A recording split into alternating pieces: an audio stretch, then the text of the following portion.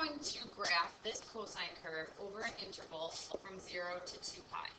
But I'm not really in standard form right now for cosine because my x does not have a coefficient of 1. So my first step is going to be to factor out this 2, which really will mean I'm dividing by 2.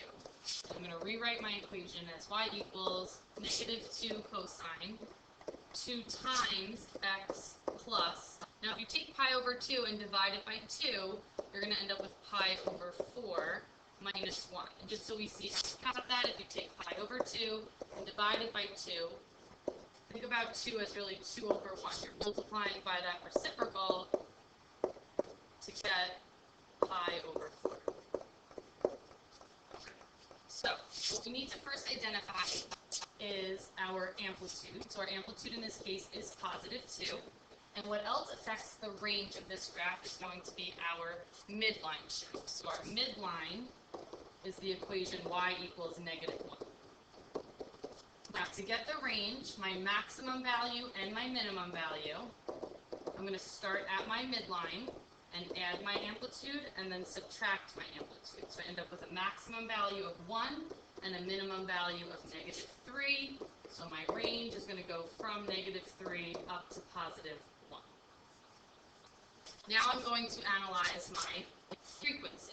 So my frequency is the value that helps me get my period, which helps me get my critical values. So if I have a frequency of 2, period is always 2 pi divided by the frequency, or the b value. So in this case, it's going to be 2 pi divided by 2, which is going to give me a period of pi. And if I want to find my critical value interval, that's always period divided by 4. So in this case, that's going to be pi over 4. Okay, so since my critical value interval is pi over 4, now I need to really think back to my domain, 0 to 2 pi, and think about how I would be labeling my x-axis. So if I start at 0, and I go over by units of pi over 4, it would be 1 pi over 4, 2 pi over 4, 3 pi over 4, 4 pi over 4. Now we want to think about the fact that we're going out to 2 pi, so to get 2 pi, I would have to go all the way to 8 pi over 4. So continue out and then simplify. Okay, so if you continued out this interval all the way to 8 pi over 4 and then simplified, these are the values now that we are going to label our x-axis with, and my range values I'm going to label my y-axis with. So now let's sketch this curve. So we're going to go and draw out our x and y axes. Okay, so since my domain is 0 to 2 pi, normally we would start putting our y-axis all the way to the left of our grid. But what we want to remember here is we also have to consider the fact that there is a horizontal shift.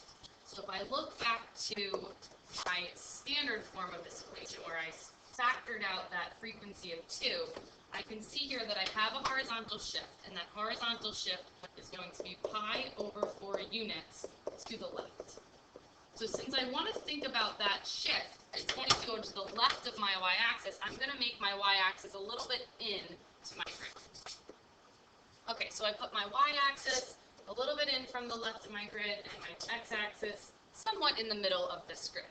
And now we'll start using those critical values to label our x-axis. I'm going to skip over by 2, so I'm going to put my pi over 4 here and continue to label until I get to 2 pi.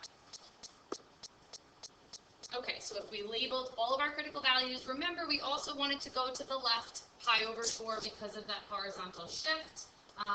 Now I also want to make sure I label my y-axis, and we had said our range is going from a negative 3 to 1, so maybe I'll skip down 2 boxes. Here's negative 1, 1, 2, hold on, I'm going in the wrong way. Okay, so even if we go up to 3, that's not really where my range is going. I need to go down to negative 3. Okay, so now we're ready to think about graphing this curve. Our horizontal shift is going to the left, pi over 4. So what we've been doing is drawing that as a vertical line at x equals negative pi over 4. So let's sketch in that line. Okay, so here is that horizontal shift to the left at negative pi over 4. And then we do have a vertical shift.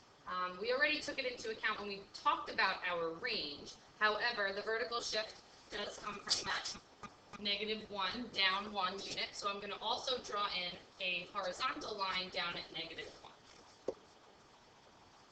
And there is my vertical shift, down 1 unit. Okay, so we are now finally ready to graph this cosine curve. I'm going to go back and just take one more look at my equation. And the only other thing we haven't really mentioned up to this point, because we weren't ready for it until now, is the fact that there was a negative in front of my amplitude of 2. And we have to remember here that this negative means we're reflecting over the x-axis.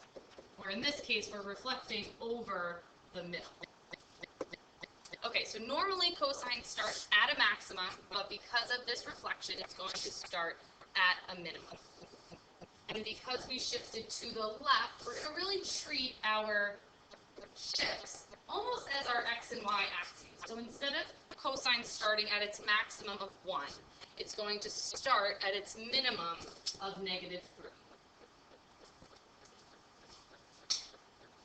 And now from here, all we need to remember is what cosine does at every critical point. So if cosine is at a minimum value, the next place cosine would go is to its midline. So we have that sketched in. So at 0, which is my next critical value, I'm going to plot a point on my midline. At its next critical value, it's going to go to its maximum.